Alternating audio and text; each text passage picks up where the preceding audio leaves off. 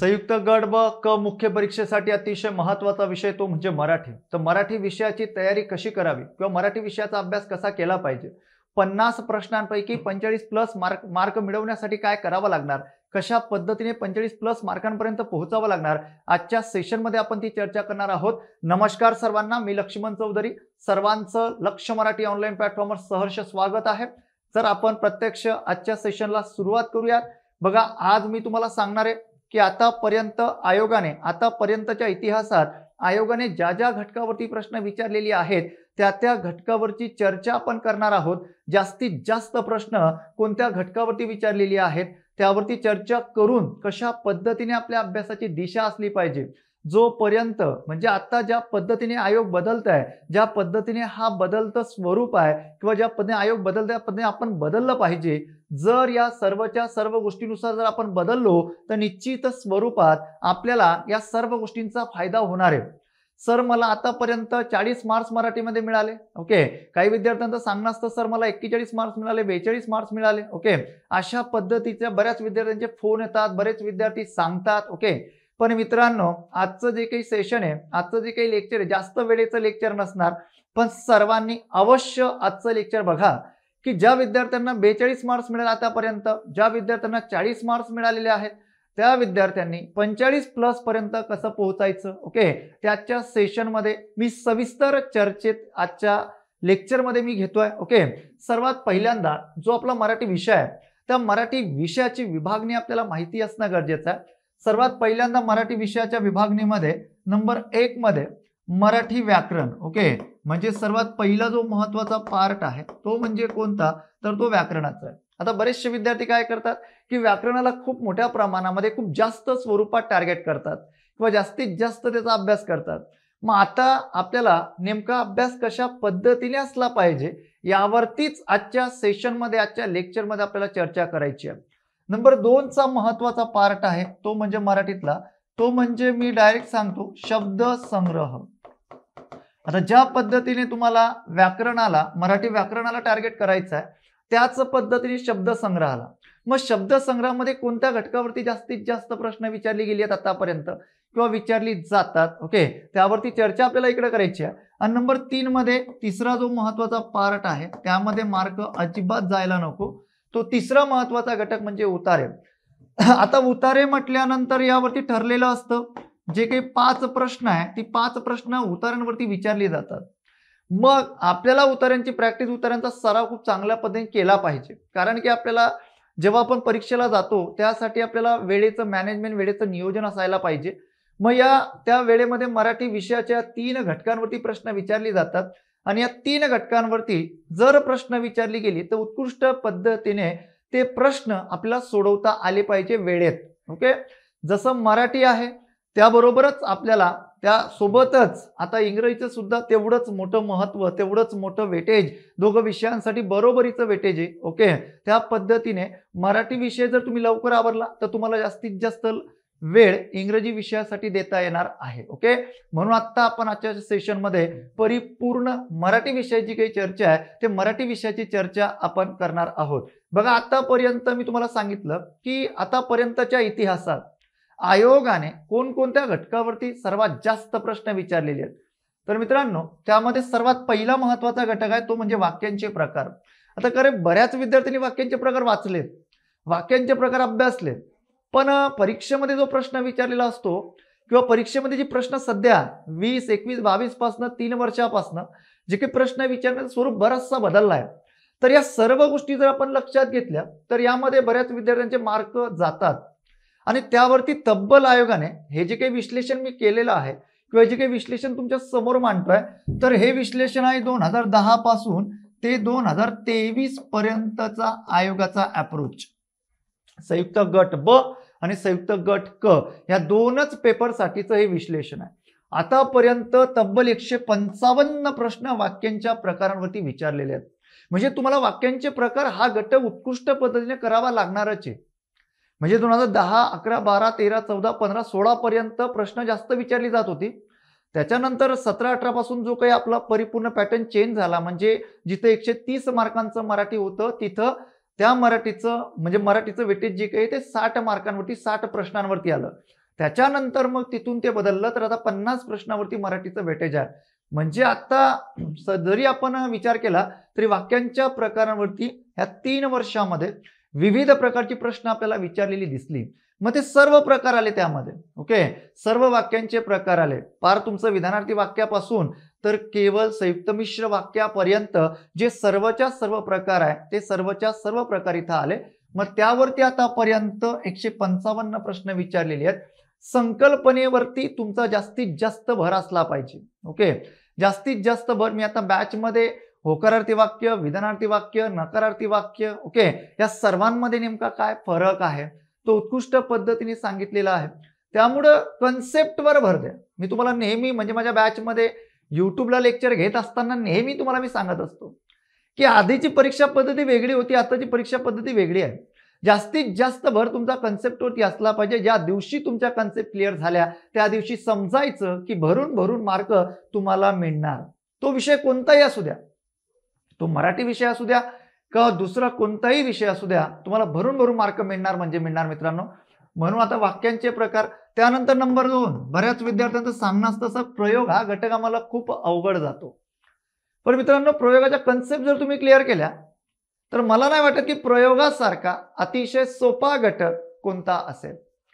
म्हणून प्रयोगाच्या कन्सेप्ट, प्रयोगावरती आतापर्यंत विविध प्रकारची विचारलेली प्रश्न कारण की आपल्याला विविध प्रकारची जी काही प्रश्न विचारली जातात त्या प्रश्नांचा सराव आपला असला पाहिजे.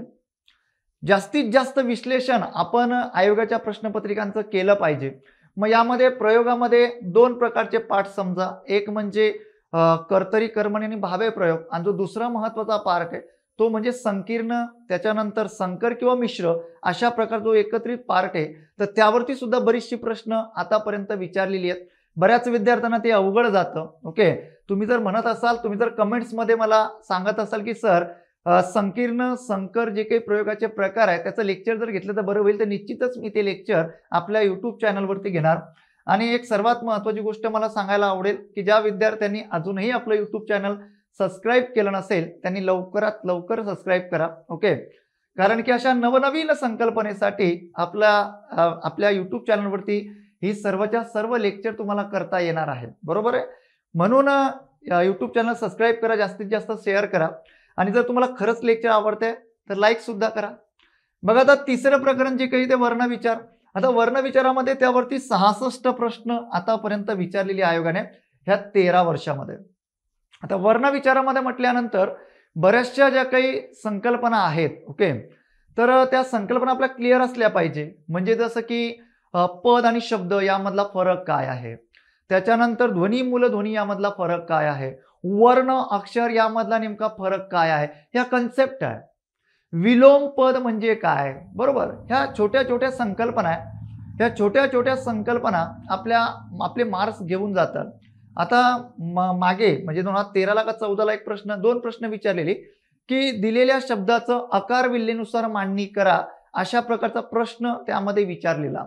मग आता आकार विल्हेनुसार मांडणी करा, मग हे काय आहे, ह्या कन्सेप्ट आहे. या कन्सेप्टवरती भर द्या. त्यानंतर स्वन, स्वनिम, स्वनांतर यावरती पुढे प्रश्न निश्चितच विचारला जाऊ शकतो. या सर्व संकल्पना तुम्हाला वर्णविचार या प्रकरणामध्ये अभ्यासायच्या, म्हणजे त्याला सुद्धा तेवढंच मोठं महत्व आपल्याला अभ्यास करताना द्यायचं आहे. त्यानंतर पुढचं महत्वाचं प्रकरण आहे ते म्हणजे वाक्य पृथक्करण.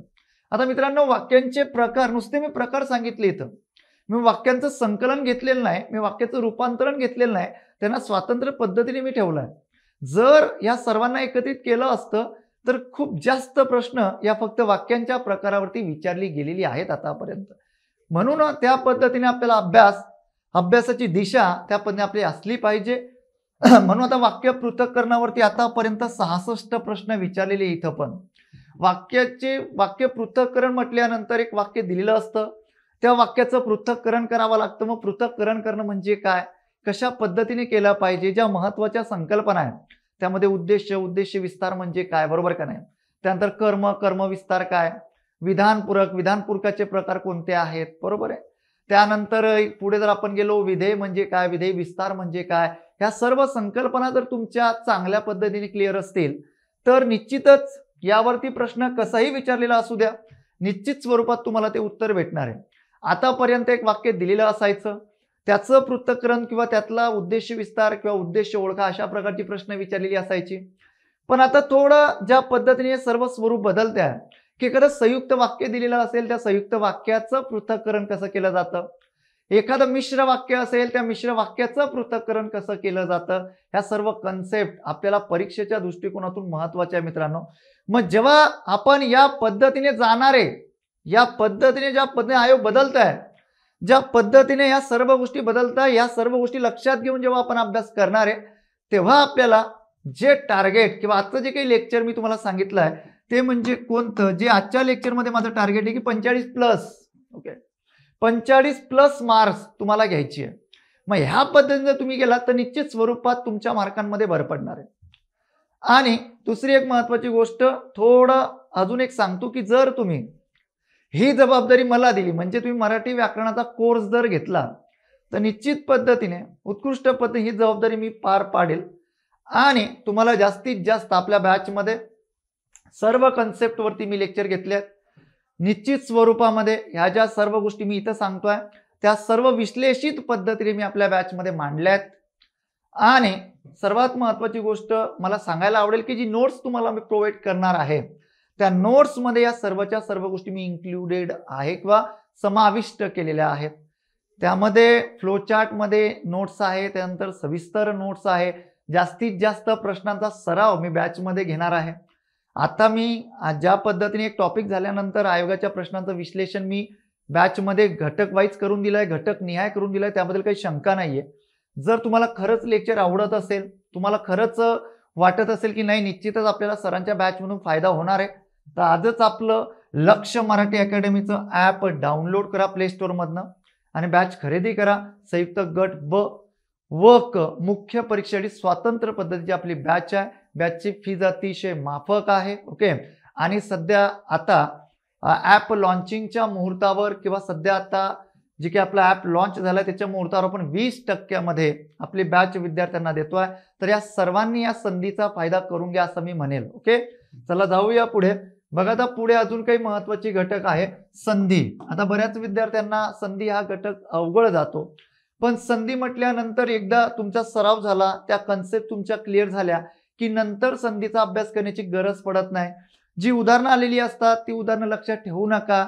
सर्वात महत्वाची गोष्ट सर्व महाराष्ट्रातील विद्यार्थ्यांना मी सांगू इच्छितो, मी एक आवाहन करू इच्छितो की मित्रांनो पाठांतरावरती अजिबात भर द्यायचा नाही आहे. पाठांतराची जी परीक्षा पद्धती होती ती परीक्षा पद्धती निघून गेली आहे. आता आपल्याला जास्तीत जास्त कन्सेप्टवरती भर द्यायचा आहे. कन्सेप्ट समजून घ्यायची आहे की संधी म्हटल्यानंतर संधीचे जे प्रकार आहे, संधीचे अपवाद आहे, ओके. मी काही लेक्चर गोंधळात टाकणारे नियम याचं लेक्चर मी आपल्या युट्यूब चॅनलवरती घेतलाय. त्याच्यानंतर संधीतील अपवादाचं लेक्चर आपल्या युट्यूब चॅनलवरती घेतलाय. ज्या विद्यार्थ्यांनी बघितलं नसेल त्यांनी आवर्जून बघा, ओके. म्हणजे या संकल्पना क्लिअर झाल्या पाहिजे. संधीचे प्रकार कोणते, कोणकोणते नियम त्यामध्ये समाविष्ट आहे, अशा सर्व समावेशक संकल्पना क्लिअर झाल्या पाहिजे. त्यावरती तब्बल आतापर्यंत 59 प्रश्न विविध म्हणजे जे काही परीक्षा झाल्या आपल्या संयुक्त गट ब आणि क, तर यामध्ये प्रश्न विचारलेले आपल्याला दिसत आहेत. त्यानंतर विशेषणावरती सुद्धा बरीच प्रश्न आतापर्यंत विचारलेली आहे. सर तुम्ही सर्वनाम हे चॅप्टर घेतलं नाही का, तर आता पुढे आहे. मी फक्त गुणांची वर्गवारी लावलेली आहे की सर्वात जास्त, सर्वात त्याच्यापेक्षा कमी, त्याच्यापेक्षा कमी. विशेषणावरती सुद्धा आतापर्यंत 56 प्रश्न विचारलेले आहेत. तर यामधल्या कन्सेप्ट क्लिअर करा की दर्शक सर्वनाम, दर्शक विशेषण यामधला नेमका काय फरक आहे, बरोबर आहे. या कन्सेप्ट आपल्या क्लिअर झाल्या पाहिजे. मग दर्शक सर्वनाम कुठे वापरला जातं, दर्शक विशेषण कुठे वापरलं जातं, अशी जर वाक्याची रचना आली तर ती दर्शक विशेषणाची असते का. गुणविशेषणावरती जास्तीत जास्त प्रश्न आतापर्यंत विचारलेली आहेत. सार्वनामिक विशेषणावरती प्रश्न विचारलेले आहेत. म्हणजे या सर्व प्रकारांचा अभ्यास तुमचा उत्कृष्ट पद्धतीने असला पाहिजे.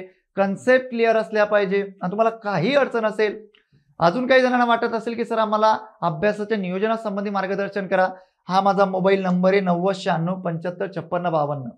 त्या नंबरवरती तुम्ही केव्हाही कॉल करू शकतात. तुम्ही विचारू शकतात. मराठी विषयाच्या अभ्यासक्रमाचं नियोजन असेल किंवा इतर तुम्ही परीक्षेचा अभ्यास करतायत, इतर परीक्षेसाठी सुद्धा तुम्हाला जर अभ्यास नियोजन हवं असेल तर निश्चित स्वरूपात तुम्ही कॉल करा. मी नियोजन देण्यासाठी बांधील आहे. त्यानंतर पुढे नाम या घटकावरती सुद्धा विविध प्रकारची प्रश्न विचारले गेले. आता जो 2022चा मुख्य परीक्षेचा पेपर झाला राज्यसेवा मुख्यचा, तर राज्यसेवा मुख्यला एक वेगळ्या पद्धतीचा प्रश्न नामावरती विचारलेला होता. ओके, म्हणजे ज्या पद्धतीने ह्या आयोगाचा पॅटर्न बदलतोय त्या पद्धतीने बदलणं आपल्याला गरजेचं आहे. आपल्याला पारंपरिक पद्धतीने जाणं चुकीचं ठरणार आहे. जर तुम्ही पारंपरिक पद्धतीने गेलात तर निश्चित स्वरूपात समजायचं की मार्क आपली जाणार आहेत. ओके, आणि स्पर्धा तुम्हाला सर्वांना माहिती आहे, स्पर्धा मरणाची आहे, बरोबर का नाही? या स्पर्धेमध्ये जर आपल्याला टिकायचं आहे तर बदलावं लागणार आहे आणि बदलून आपल्या अभ्यासाची दिशा बदलावी लागणार आहे, मार्ग बदलावा लागणार आहे. त्यानंतर वाक्य रूपांतरण बघा, वाक्य रूपांतरण सेपरेट पार्ट घेतलाय. नामावरती तब्बल 54 प्रश्न विचारलेली आहेत. वाक्य रूपांतरण यावरती 50 प्रश्न विचारलेली आहेत.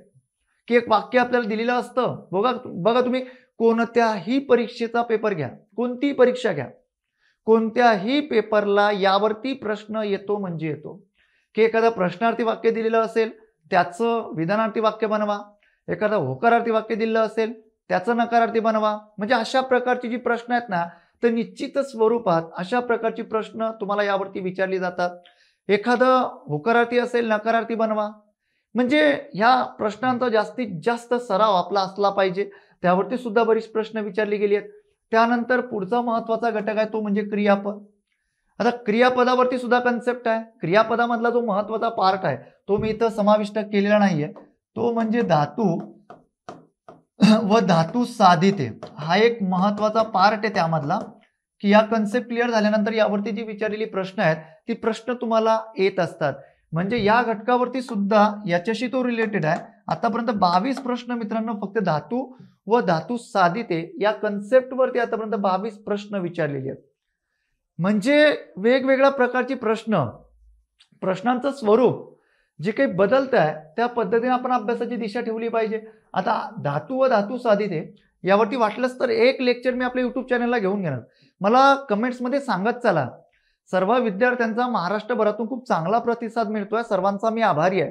पण मित्रांनो, ज्या ज्या घटकाची लेक्चर तुम्हाला वाटतायत की हा घटक तुम्हाला अवघड जातो तर निश्चित स्वरूपामध्ये मला सांगत चला आणि त्याची लेक्चर मी आपल्या युट्यूब चॅनलवरती घेणार.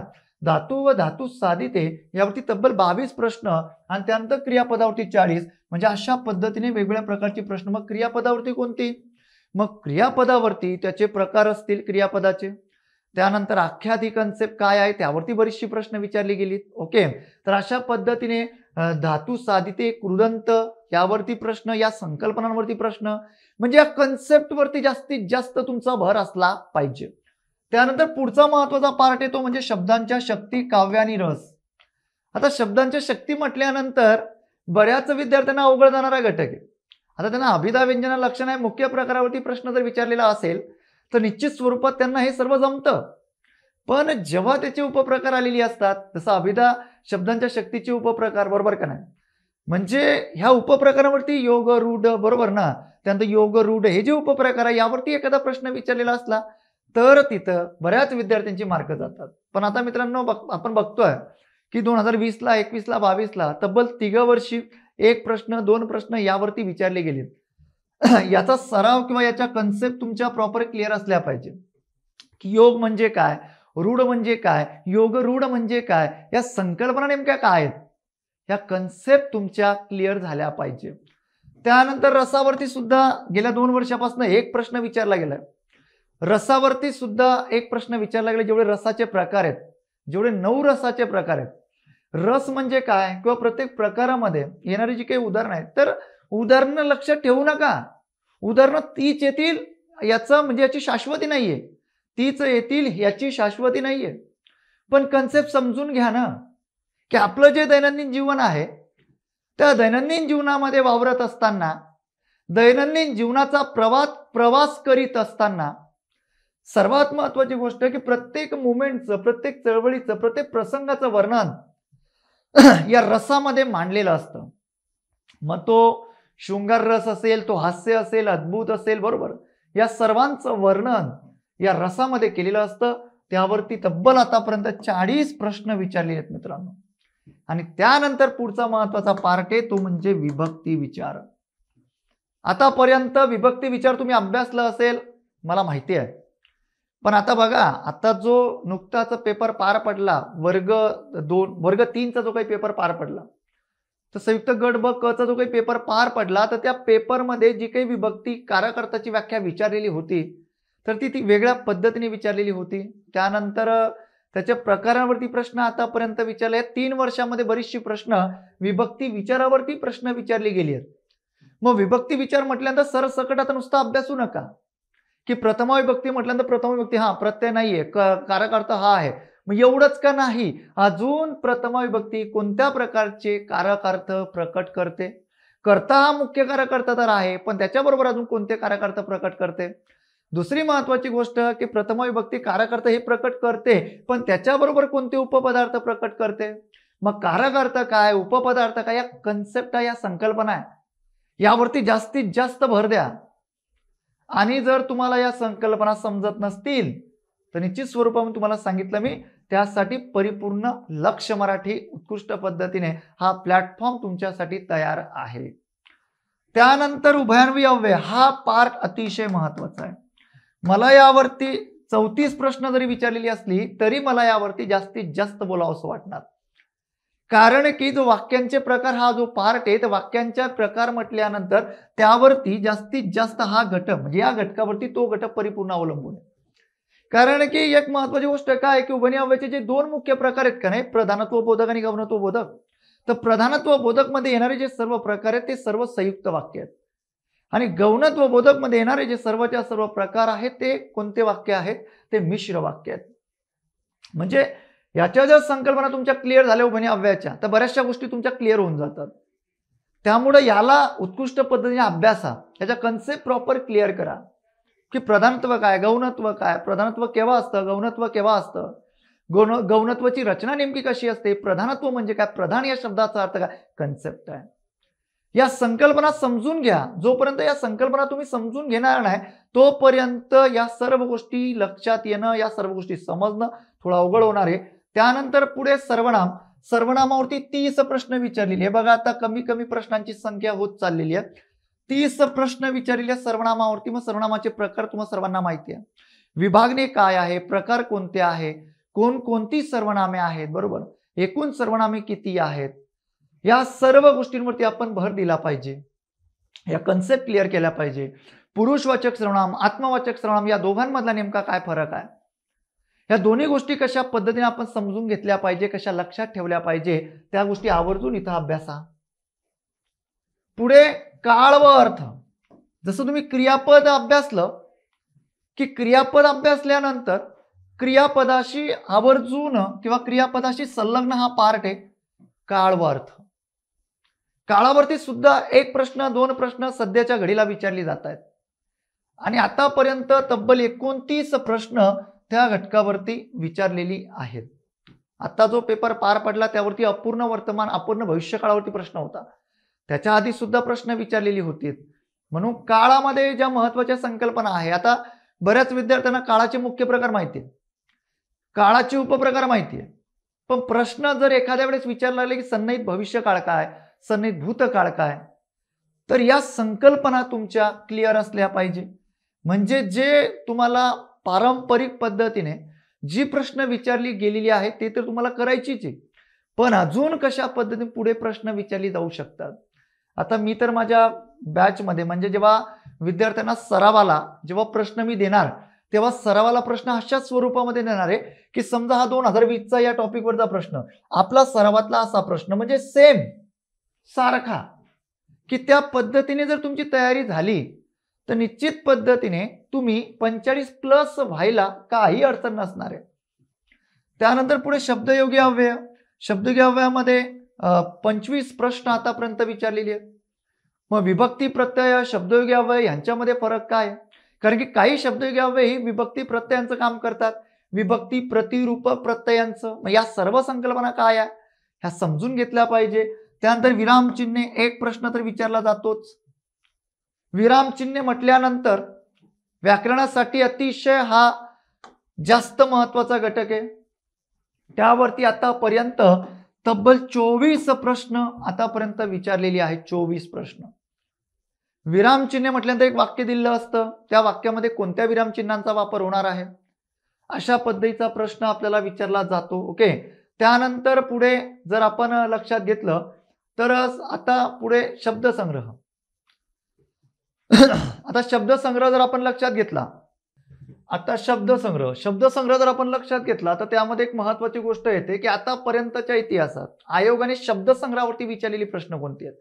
आतापर्यंत मी तुम्हाला सांगितलं जे काही आपली चर्चा झाली, आतापर्यंतच्या गेल्या 10-15 मिनिटांमध्ये चर्चा आपली झाली, तर ती परिपूर्ण जे घटक होते ते व्याकरणाचे घटक होते मित्रांनो. आणि व्याकरणाचे घटक तेवढे जे मी तुम्हाला सांगितले सर तेवढेच करायचे का, तर तेवढ्यावरती जास्तीत जास्त भर द्या. तुम्हाला वाचायचं सर्व आहे, पण आतापर्यंत आयोगाने या घटकावरती जास्तीत जास्त प्रश्न विचारलेले आहे, म्हणून तुम्हाला जास्तीत जास्त ते घटक टार्गेट करायचे आहेत, ते घटक जास्तीत जास्त मोठ्या स्वरूपामध्ये अभ्यासायचे आहेत.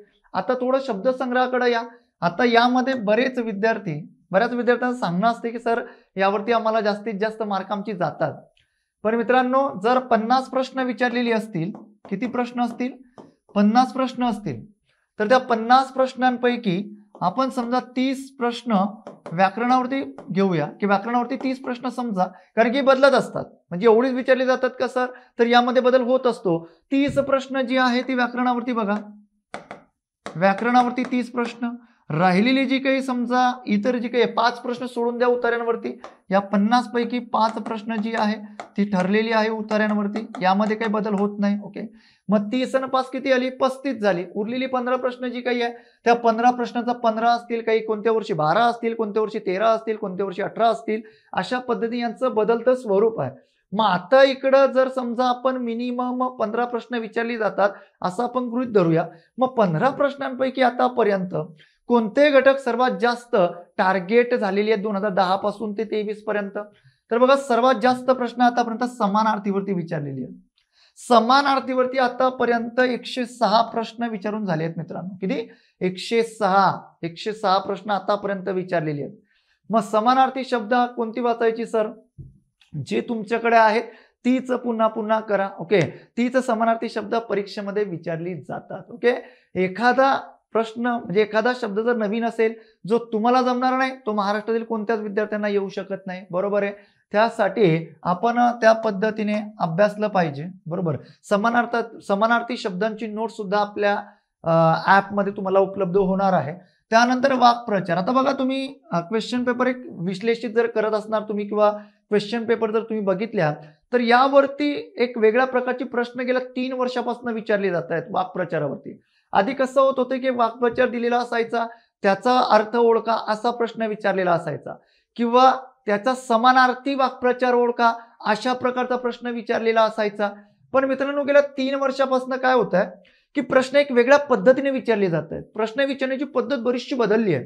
मग ती प्रश्न विचारण्याची पद्धत कशी बदलली आहे, तो आता एक वाक्य दिलेलं असतं, भलं मोठं सरसकट वाक्य दिलेलं असतं, त्या वाक्यामध्ये तुम्हाला ते वाक्य दिलेलं असतं, त्या वाक्याशी संदर्भ, कोणत्या प्रकारचा वाक्प्रचार लागतोय, कोणत्या वाक्प्रचाराचा त्याच्याशी संदर्भ जुळतोय ते ओळखा, अशा प्रकारचे प्रश्न. आता पुढचं लेक्चर माझं तेच असणार आहे की या 2023 मध्ये बदलता शब्दसंग्रह म्हणजे नवीन पॅटर्ननुसार बदलता शब्दसंग्रह, त्यावरती मी एक लेक्चर घेणार आहे की कशा पद्धतीने ही सर्व पद्धत बदलते. म्हणजे आता वाक्प्रचार नुसते वाक्प्रचार वाचून तुम्हाला चालणार नाही, वाक्प्रचाराचा सराव तुमचा तसा झाला पाहिजे. आता कशा पद्धतीने एक एक वाक्य दिलं असतं, त्या वाक्यावरून म्हणजे वाक्य बनवून बघायचे. एखादा वाक्प्रचार असेल जे तुम्ही वाक्प्रचार वाचत असाल तो एक वाक्प्रचार घ्यायचा, त्याच्यावर एक वाक्य बनवून बघायचं. आतापर्यंत आयोगाने ज्या पद्धतीचे प्रश्न विचारले तर त्या पद्धतीने आपल्याला त्याचा सराव करावा लागणार आहे. कारण की आपल्याला याच्या बरोबरच नुसता अभ्यास करायचा नाहीये, तर याच्या बरोबरच आपल्याला वेळेचं नियोजन करायचं आहे. त्या वेळेमध्ये या सर्व गोष्टी आपल्याला परफेक्ट चांगल्या पद्धतीने घडवून आणायच्या आहे. म्हणून तुम्हाला त्या पद्धतीचा तुमचा सराव असला पाहिजे. मी आता नोट्समध्ये तेच देणार आहे, त्याच पद्धतीने या सर्व गोष्टी सांगणार आहे. त्यानंतर पुढे शब्द समूहाबद्दल एक शब्द, त्यावरती तब्बल 77 प्रश्न विचारले आतापर्यंत. म्हणजे जेवढं व्याकरण आपल्यासाठी महत्वाचं आहे तेवढा शब्दसंग्रह महत्वाचा आहे. शब्दसंग्रहामध्ये काय महत्वाचं आहे, कोणत्या गोष्टीवरती आपल्याला भर द्यावा लागणार आहे, या सर्व गोष्टी इथं मी तुम्हाला विश्लेषित करून देतोय. त्यानंतर म्हणी. आता म्हणीचा पॅटर्न सुद्धा बदललाय. बघा तुम्ही 2021-22 चे पेपर बघा, आधी एखादी म्हण विचारली जायची, एखादं वाक्य दिलं असायचं, त्या वाक्यावरून त्याची म्हणजे कोणता संदर्भ लागतोय, कोणत्या म्हणीचा संदर्भ लागतोय ते ओळखा. पण आता जेवढ्या म्हणी विचारल्या जातात पेपरमध्ये जास्तीत जास्त प्रश्न म्हणीवरती विचारली जातात. 76 प्रश्न आतापर्यंत विचारलेली आहेत. तर जे काही प्रश्न तुम्हाला विचारली जातात का नाही, तर त्यावरती एक गोष्ट मात्र निश्चित आहे की त्यावरती जे काही आता सर्व जे प्रश्न विचारले जात आहेत तर ती सर्वच्या सर्व प्रश्नांचं स्वरूप अशा पद्धतीचं आता की सर्व म्हणीचे प्रश्न वाक्य दिलेली असतात. त्या वाक्यावरूनच तुम्हाला म्हण ओळखायची सांगितली आहे. त्या पद्धतीचा सराव तुमचा आता असला पाहिजे. त्या पद्धतीने तुम्ही अभ्यास केला पाहिजे. बघा पुढचं लेक्चर आवर्जून बघा की कशा पद्धतीने हा पॅटर्न चेंज होतोय. मी सांगणार आहे की 17ला असा प्रश्न विचारला, 21ला असा प्रश्न विचारला, 21ला असा म्हणजे 16ला असा प्रश्न होता, 22ला असा प्रश्न विचारला. म्हणजे हे मी आता पुढचं लेक्चर घेणार आहे. हा पॅटर्न, ह्या सर्व गोष्टी तुम्हाला समोर ठेवाव्या लागणार आहे. म्हणून या सर्व गोष्टीवरती लेक्चर घेण्यामागचं कारण, इंटेन्शन माझं तेच आहे की कशा पद्धतीने तुम्ही 45 पर्यंत गेलं पाहिजे आता ह्या बदलत्या स्वरूपानुसार. त्यानंतर पुढे बघा, शुद्ध शब्द ओळखा. एक प्रश्न यावरती विचारला जातो. एक प्रश्न असतो, 1, 2 असतात. 61 प्रश्न आतापर्यंत विचारले त्यावरती. आतापर्यंत आयोगाने जेवढी शब्द विचारलेली आहेत तेवढी शब्द आवर्जून लक्षात घेऊन घ्यायचे, आवर्जून वाचून घ्यायचे. हा शुद्ध शब्द अभ्यासताना काही विद्यार्थी पाठांतर करतात. पाठांतर करू नका. मी शुद्ध शब्द कशा पद्धतीने ते आलेली असतात तर त्यावरती मी 30 ते 35 मिनिटाचा एक लेक्चर घेतलाय. ते कोणतं, तर एक लेक्चर असं आहे ते की कोणत्या शब्दाला ऱ्हस्व विलांटी असते, कोणत्या शब्दाला दीर्घ विलांटी असते, कोणत्या शब्दाचा उकार ऱ्हस्व असतो, कोणत्या शब्दाचा उकार दीर्घ असतो, यावरती मी 35 ते 40 मिनिटाचे नियम सांगितले आहेत. ओके, म्हणून ते पाठांतर करण्याची गरज नाही. 1-2 मार्क निश्चितच तुमचा तिथं कंप्लीट होणार आहे. परभाषेतील शब्द. आता बऱ्याच विद्यार्थ्यांना शब्द म्हटल्यानंतर, शब्द सिद्धी म्हटल्यानंतर एक महत्वाची गोष्ट अशी आहे की लक्षात राहत नाही. बऱ्याच विद्यार्थ्यांचं सांगणं असतं की तत्सम कशी लक्षात ठेवायची, तद्भव कशी लक्षात ठेवायची. तो पाठ मी घेतलेला नाही, त्यावरती प्रश्न विचारले पण कमी विचारलेले आहेत. परकीय भाषेतील शब्द जे आहेत, मग त्यामध्ये फारसी, कानडी, पोर्तुगीज ही शब्द आहेत. तर या सर्व शब्दांवरती आतापर्यंत 41 प्रश्न विचारले विविध परीक्षांमध्ये. तर आता यामध्ये परभाषीय शब्द कशी लक्षात ठेवायची, तर ती मी गोष्टी स्वरूपात सांगितलंय की ती गोष्ट वाचायची, एखाद्या मित्राला सांगायची, झाले तोंडपाठ शब्द. मग ते तत्सम शब्दांची असेल, तद्भव असेल, फारसी असेल, कानडी असेल, पोर्तुगीज असेल, कुठलाही शब्द असो, देशी असेल, कुठलाही शब्द असो, गोष्ट वाचायची, एखाद्या मित्राला सांगून द्यायची किंवा आपल्या घरामध्ये आपल्या भावाला, ताईला, आईला, बाबाला सांगून द्यायची, शब्द लक्षात राहिले. म्हणजे इतकं स्मार्ट वर्क आपल्याला करायचं आहे. त्यानंतर विरुद्धार्थी शब्द 36 प्रश्न विचारले, हे येऊन जातात, एवढं काही टफ नसतं. आणि तिसरा महत्वाचा शेवटचा महत्वाचा पार्ट आहे तो म्हणजे संकीर्ण. हा घटक मी यामध्ये ऍड केलाय.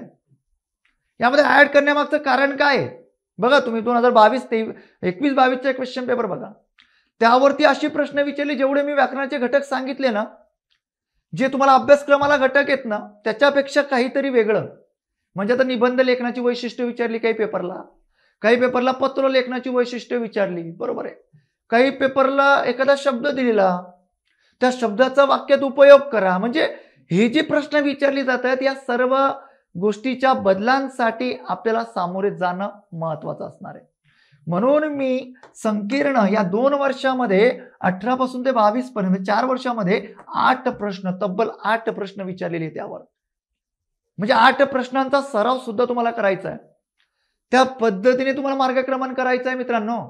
म्हणून तेव्हा आपलं जे टार्गेट आहे का नाही, तेव्हा लक्ष्मण चौधरीच्या व्याकरणाला न्याय भेटणार आहे 45+. ओके, म्हणून हे लेक्चर मला घ्यावंसं वाटलं, म्हणून हे लेक्चर मी घेतलं. आणि शेवटी जाता जाता एक गोष्ट सांगून जातो की मराठी विषयाच्या अभ्यासाचं नियोजन काय असलं पाहिजे. दिवसभरामध्ये मराठी विषयाचा अभ्यास किती वेळ केला पाहिजे, किती तास केला पाहिजे, कशा पद्धतीचं शेड्यूल आमचं असलं पाहिजे सर मराठी विषयाचं. तर बघा, जाता जाता शेवटी सांगून जातो, तुम्ही किती तास अभ्यास करतायत मला माहिती नाही, पण मराठी विषयाला नेमका किती वेळ द्यायचा यावरती मी निश्चित बोलणार. तर आता सध्या तुम्हाला जर 10 तास अभ्यासाला मिळत असतील किंवा तुम्ही आता मुख्य परीक्षा अभ्यास करायचा आहे तुम्हाला, त्या पद्धतीने आपल्याला जावं लागणार आहे. 3 तास 4 तास अभ्यास करून चालणार नाही, सर्व विषयांना प्रॉपर न्याय द्यायचा आहे. तर त्या पद्धतीने तुम्हाला प्रत्येक विषयाला न्याय देत असताना, या सर्व गोष्टी करत असताना तुम्ही जर मराठीचा अभ्यास समजा 3 तास करत असणार, लँग्वेजचा अभ्यास तुम्ही 6 तास करताय, त्यातला मराठी 3 तास तुम्ही अभ्यासताय, बरोबर आहे. मग 3 तासांपैकी आपल्याला तिघ गोष्टींना न्याय द्यायचा आहे, म्हणजे शब्दसंग्रहाला पण न्याय द्यायचा आहे, त्याच्यानंतर तुम्हाला ह्याला पण न्याय द्यायचा आहे उतार्यांना, त्याच्यानंतर तुम्हाला व्याकरणाला पण न्याय द्यायचा आहे. तर मित्रांनो, सर्वात महत्वाची गोष्ट, व्याकरणाचा एक एक घटक घेत चालायचा. व्याकरणाचा एक एक पार्ट, एक एक घटक अभ्यासायचा. आता समजा तुम्ही पहिलं प्रकरण अभ्यासताय मराठी भाषेचा विकास. आता मराठी भाषेचा विकास अभ्यासल्यानंतर जोपर्यंत मराठी भाषेचा विकास परिपूर्ण चॅप्टर होत नाही तोपर्यंत पुढच्या घटकाकडे जाऊच नका. आणि त्या घटकाचा अभ्यास झाला की लगेच जे काही प्रश्न आतापर्यंत आयोगाचे ते प्रश्न आवर्जून सोडवून घ्या. आणि जर तुम्ही लक्ष्मण चौधरीचं व्याकरण करीत असाल तर निश्चित पद्धतीने आयोगाचे प्रश्न झाले की सराव प्रश्न त्या घटकावरचे आवर्जून सोडवून घ्या. विषय संपला. म्हणजे एक चॅप्टर तुमचं जोपर्यंत कॉन्क्रीट, जोपर्यंत परफेक्ट होत नाही तोपर्यंत पुढे जाऊच नका. कारण की आपल्याला पुस्तकाची नुसती पेजेस पलटवायचे नाही आहेत. आता वेळ खूप जवळ आली आहे. आता आपल्याला निश्चित स्वरूपामध्ये मार्क घ्यायची, लढाई जिंकायची आहे. त्यामुळे तुम्ही व्याकरणाला जर दररोज तुम्ही 1.5 तास जरी दिला तर काही अडचण नाही. काही जणांना वाटत असेल सर आम्ही परिपूर्ण व्याकरण एकचदा करून घेतो, चालेल, परिपूर्ण व्याकरण करा, मग शब्दसंग्रहाला सुरुवात करा. पण माझं कसं मत आहे की या दोघं तिघ गोष्टींना जर न्याय दिला तर बरं राहील. ओके, कारण की तुम्ही व्याकरण अभ्यासत असताना शब्दसंग्रहाची जर त्याला जोड मिळाली तर बेस्ट आहे. तर व्याकरणाचा अभ्यास करताना काही विद्यार्थ्यांना वाटते की 1.5 तास, आम्ही 2 तास द्या, 2 तास, जेवढा जास्तीत जास्त वेळ द्यायचा तेवढा जास्तीत जास्त वेळ द्या. दुसरी महत्वाची गोष्ट, थोडं शब्दसंग्रहाकडे येतो.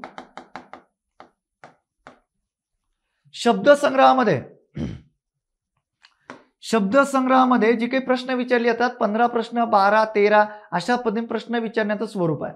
मग जे काही प्रश्न विचारले जाणार आहे तर शब्दसंग्रहासाठी मिनिमम दररोज 30 मिनिटे किंवा 45 मिनिटे, ज्यांना जास्तीत जास्त वेळ आहे त्यांनी 45 मिनिटे जरी दिली ते काही अडचण नाही. कारण की शब्दसंग्रह एका दिवसाचा वाचण्याचा भाग नाहीये ना. हळूहळू हळूहळू त्याला तुम्हाला प्लस करायचं आहे.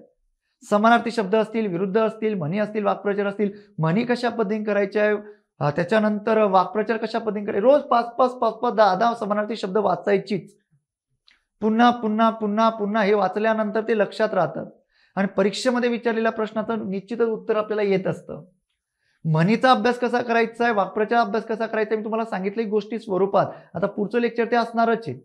म्हणजे जे काही उदाहरण तुम्हाला दिलेलं असतं त्या पद्धतीचा तुमचा आता सराव असला पाहिजे, त्या पद्धतीने तुम्ही अभ्यास केला पाहिजे. त्यानंतर पुढे जर आपण लक्षात घेतलं तर शब्दसंग्रह झाल्यानंतर मग सर उतारांना केव्हा वेळ द्यायचा, उतारे तुम्ही रोज नाही केले तरी चालते. फक्त एकच ही तरी गोष्ट महत्वाची की उतारा नेमका कसा सोडवला पाहिजे. जर तुम्ही ऍप डाउनलोड केला असेल, नाही केला असेल तर ऍप डाउनलोड करून घ्या. मी एक लेक्चर ऍपमध्ये टाकणार, युट्यूबला घेणार नाहीये, ऍपमध्ये टाकणार आहे की नेमका उतारा कसा सोडवावा.